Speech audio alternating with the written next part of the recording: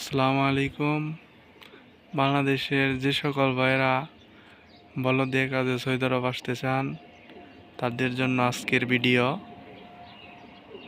এই যে cartoon, tissue, বোতল দেখতে পাচ্ছেন, এই যে এইগুলা আপনাকে সব দায়িত্ব নিতে হবে।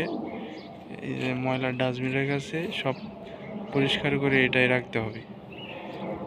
এটা হলো বলদিয়ার কাজ। আর বলদিয়া কাজের বেতন 600 টাকা। বাংলাদেশ থেকে দালালে অনেক টাকা নেয়, 5 লাখ 6 লাখ টাকা দিয়ে আসে অনেকেই। কিন্তু আগে সুবিধা ছিল, আগে টিপস পাওয়া যেত বাহিরে থেকে, সৌদিরা টিপস দিত কিছু 10-20 টাকা 50 টাকা পাওয়া যেত। কিন্তু এখন বর্তমান অবস্থা খুব একটা ভালো না। 600 টাকা বেতনে আসলে এখন কিছু করা যাবে না। 600 টাকায় এখন আসলে আপনারা ভেবেচিন্তে আসবেন। এখন বর্তমান অবস্থা সৌদি আরবের ভালো না বলদিয়া কাজের।